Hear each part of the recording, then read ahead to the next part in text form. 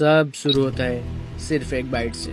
चारों तरफ लोग चीख रहे हैं। जिस रास्ते से तुम आना जाना करते हो वो अब सर्वाइवल बैटल ग्राउंड बन चुका है। पुलिस अब कुछ नहीं कर सकते। सरकार गिर चुका है। हॉस्पिटल्स में जितने डॉक्टर्स नहीं हैं उतने जॉम्बीज है। सब लोग लाचारों की तरह इधर उधर भाग रहे हैं ये सोच के कि वो बच जाएंगे, बट वो ये नहीं जानते कि वो जहाँ भी जाएंगे उन्हें बस जॉम्बीज ही मिलेंगे। बस अब इतना गैसलाइट नहीं करते। पर क्या सच में जॉम्बी एपोकलिप्स हो सकता है? अगर हुआ तो वो इंडिया में कैसे स्टार्ट होगा? ऐसे हाल में तुम अपने आप को कैसे जिंदा रखोगे?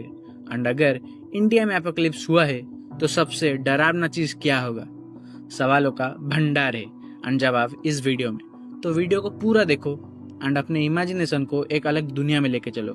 जॉम्बी एपोकलिप्स ये सिर्फ मूवी प्लॉट्स में अच्छे लगते हैं, पर क्या सच में जॉम्बी एपोकलिप्स हमारी दुनिया में हो सकता है? साइंटिफिकली बात करूँ तो हाँ, ये हो सकता है। इंसेक्ट्स हो गए, डियर्स हो गए, इनमें जॉम्बी वायरस देखा जा चुका है। हो सकता है कि हम बस एक म्यूटेशन दूर हो जॉम्बी वायरस से। जॉम्बी वायरस से क्लोज रिलेटेड एक और वायरस है, रेबीज। रेबीज में इंसान एग्रेसिव हो जाता है एंड एक बार रेबीज हुआ मतलब मरना कंफर्म। सोचो, एक mutation and rabies evolve to zombie virus. American constitution जिससे इंडियन कॉन्स्टिट्यूशन इंस्पायर हुआ है उसमें जॉम्बी अमेंडमेंट्स है।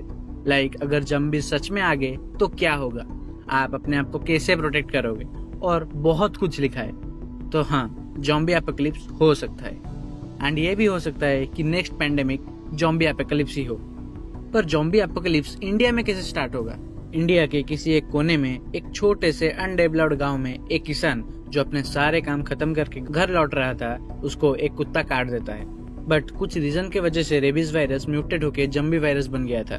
किसान घर जाता है और शुरू होता है जॉम्बी वायरस का आतंक। कुछ ही घंटों में उस किसान के घर वाले, आस पड़ोस वाले सब इन्फेक्टेड हो चुके थे। एंड इंडिया कोई छोटा कंट्री नहीं है।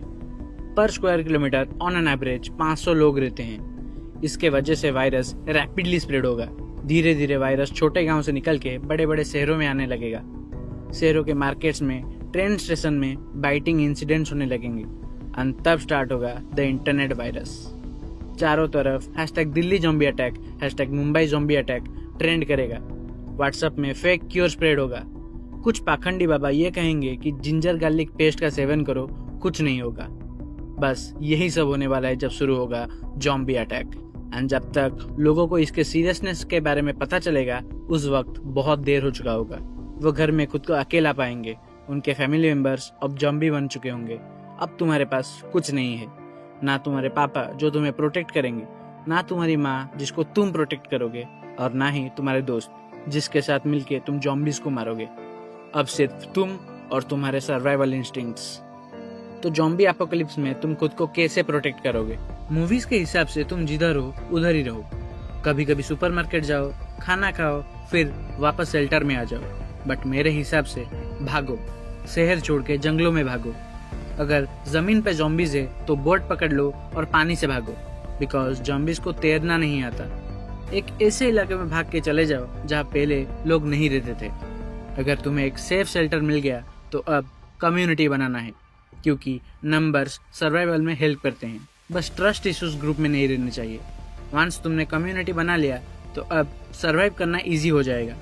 लेकिन तुम्हें ग्रुप के ऊपर फुल्ली डिपेंडेंट नहीं होना। अपने पास हमेशा एक एस्केप प्लान रखना।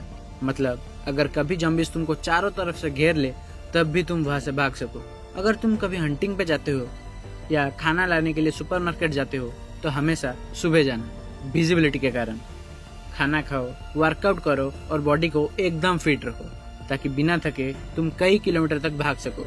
रोज एक हाइट वाले जगह पे जाके कुछ ऐसा करो कि जो लोग जिंदा है तुम उनके नजर में आ सको एंड वो कभी ना कभी आके तुम्हें हेल्प करे। पर ये सब सर्वाइवल टिप्स तुम यूज कर सकोगे अगर जॉम्बी स्लो है। बट अगर जॉम्बी वायरस फिर से म्यूटेट हो जाए, मतलब अब जॉम्बीज स्पीड में भागेंगे, खुद से सोच सकेंगे, तो बस तुम अपने रूम में बैठो एंड गेम खेलो, बिकॉज अब तुम्हारे पास ज्यादा टाइम नहीं है। तो जितना है उसे एंजॉय करो।